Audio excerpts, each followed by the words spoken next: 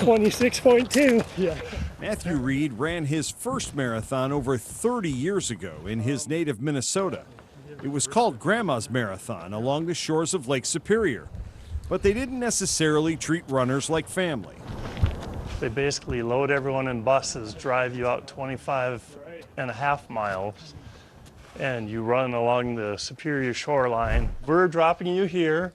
In 25.5 miles, you'll be back in the city. But even that didn't diminish his passion for running. He stopped for a much more serious reason. Reed served in the U.S. Army and spent 2 years in Afghanistan. After returning from overseas, he began losing his eyesight.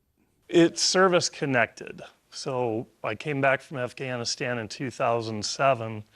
In 2011, I started to notice my left eye was getting fuzzy. I went out to the qualification range and couldn't qualify with my pistol anymore, which was strange. Reed continued running and finished the Disney Marathon in 2012, but had lost sight in his left eye. 6 years later, the right eye lost sight. Doctors can't give him a reason why. My VA rating literally says unspecified eye disorder. So you don't know why? Nope, there's no direct cause. Is that frustrating? Very frustrating. Reed lost the ability to do so much of what he knew and loved. He considered himself an active person, all of which came to a halt when he lost his eyesight. I stopped running as I was losing my vision. I stopped doing basically all sports I loved doing over the years.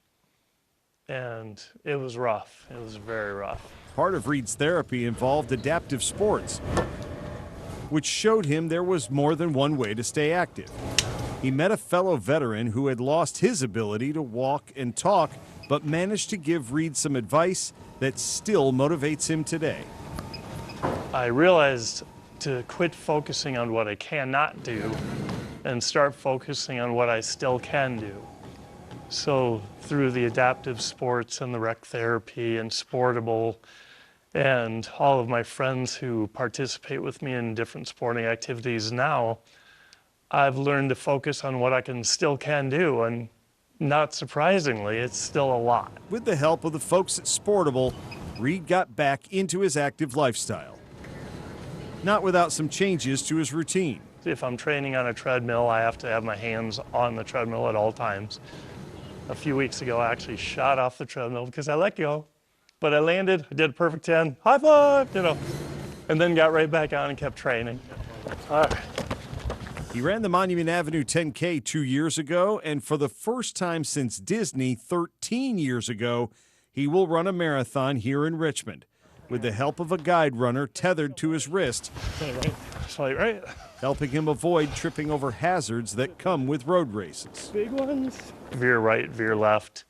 We're coming up on rough ground. We're going to take a left in, 50 yards. As far as it affecting my ability to run, not at all. For many who will run the Richmond Marathon this year, it's the culmination of weeks and months of training and perhaps the completion of a long-held goal. For Matthew Reed, it will signal a personal transformation he may not have thought possible just a few years ago. All right, let's roll.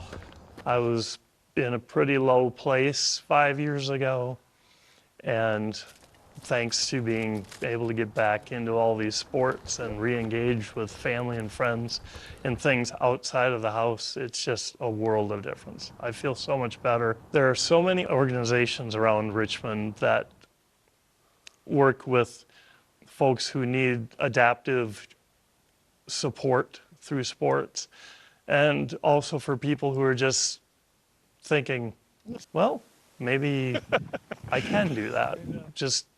I challenge all of you, get up and get out and do it. Let's go! Yeah. Woo!